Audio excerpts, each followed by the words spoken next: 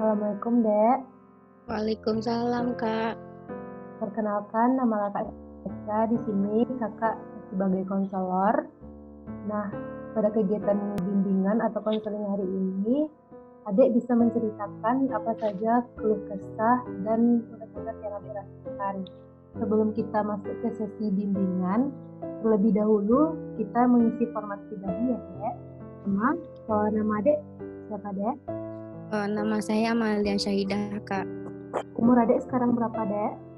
20 tahun, Kak. Tempat tinggal Adik sekarang bersama orang tua kah atau kos?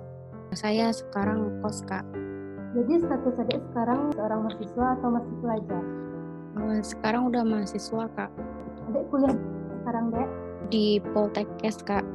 Nah, di sini Adik bisa menceritakan apapun masalah Adik, hanya kita berdua saja yang tahu dan ini menjadi rahasia kita berdua.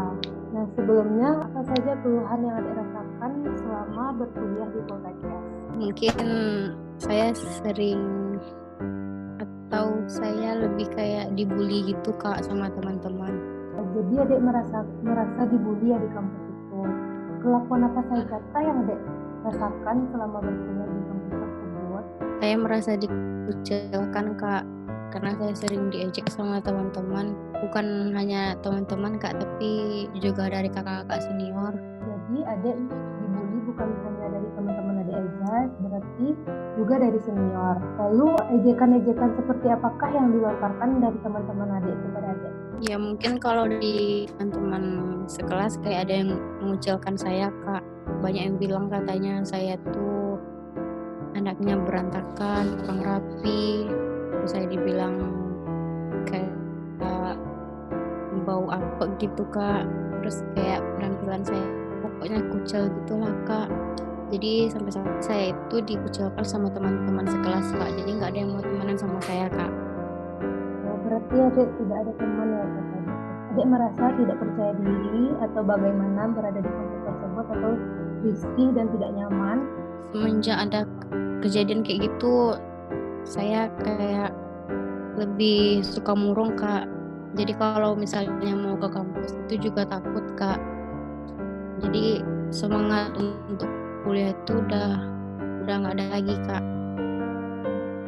Apakah Adik tidak pernah bercerita dengan dosen seperti dosen pembimbing atau dosen PA atau teman-teman dekat yang Adik percayai mengenai masalah yang Adik alami sekarang? Nggak ada, Kak. Soalnya semenjak kejadian itu saya juga lebih kayak menutup diri, Kak. Takut cerita sama orang. Kan nanti saya jadi malu, Kak.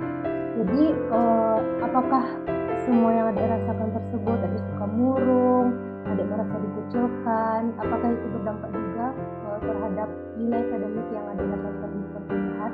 Ya, Kak.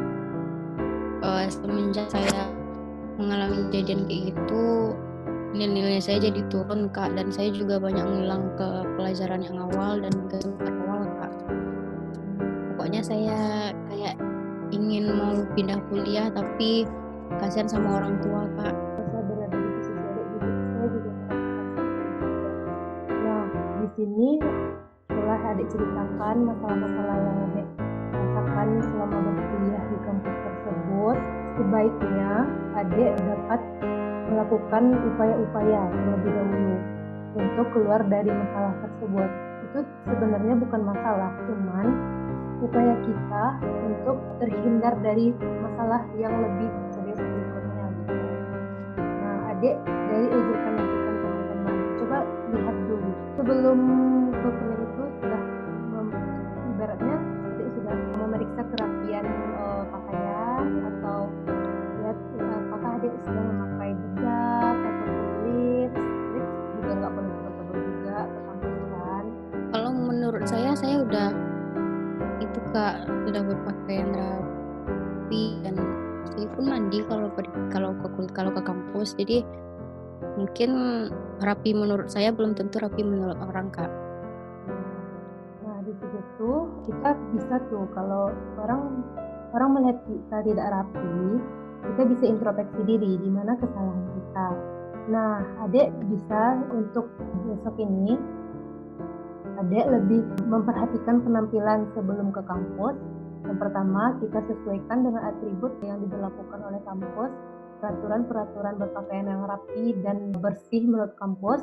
Lalu adik harus menekankan kepercayaan kepada diri adik kalau adik itu bisa seperti teman-teman adik. Anggap saja teman-teman adik yang menertawakan adik tersebut mungkin adalah sebuah bentuk perhatian agar adik itu menjadi sosok mahasiswa yang lebih rapi, lebih memperhatikan penampilan. Dan tadi kata adik ada juga yang mengatakan adik bau apek atau bau lah gitu kan. Jadi adik juga bisa memakai seperti kayak deodoran sebelum pergi ke kampus. Mandi juga jangan lupa. Lalu kalau untuk akademik, adik jangan terlalu memikirkan ejekan-ejekan dari teman-teman adik tersebut yang menjadi beban mental juga bagi adik. Nah, ingat saja orang tua kita susah loh di kampung buat cari uang nyekolahin kita, lalu kita tidak membalasnya dengan baik gitu, dengan kita hanya memberi nilai yang bagus loh gitu kepada orang tua. Nah, adik harus lebih rajin lagi untuk kuliah, belajar. Jadi kalau adik belum pulang kuliah, adik itu harus menyusun apa saja yang harus kita pelajari nanti dari apa yang telah diterangkan dosen tadi. Lalu adik bisa tuh menyusun strategi untuk mendapatkan IP yang memuaskan berikutnya. Emang bisa ya Kak dirubah semuanya Kak? Misalnya kan banyak tuh teman-teman dan senior yang mengucilkan saya, terus senior sama teman-teman tuh jadi mau mendekat sama saya gitu Kak.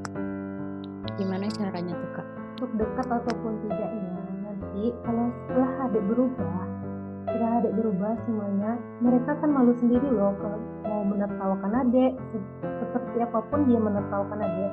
Kalau kita introspeksi diri, kita berubah dari yang dibilang itu jelek, kita berubah menjadi lebih baik, mereka akan diam sendiri dan mulai mendekat juga sama kita adik. Nah, mulai sekarang adik bisa menanamkan di diri adik kalau adik itu bukan seseorang mahasiswa yang dikucilkan di kampus tersebut. Anggap saja kita di kampus tersebut sama rata semuanya. Tidak ada yang lebih cantik, pokoknya kita sama aja semuanya. Cantik dan cantik sama aja. Dek? Ya Kak. Besok yang harus adik lakukan itu apa saja Dek?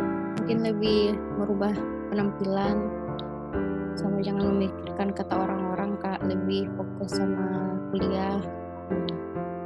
Dan ingat, kita itu memiliki kelebihan masing-masing.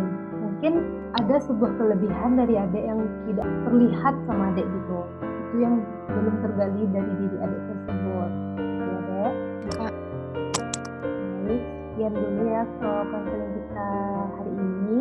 Karena keterbatasan waktu, mohon maaf jika ada salah kata dalam penyampaian, dalam memberikan saran kepada adik. Itu pun saran yang kakak berikan itu kembali lagi kepada adik mau atau tidaknya mengerjakan saran tersebut. Terima kasih Kak sudah membantu dan memberikan saran kepada saya. Tetap semangat ya menjadi mahasiswa yang berprestasi di kampusmu. Ya Kak. Waalaikumsalam warahmatullahi wabarakatuh.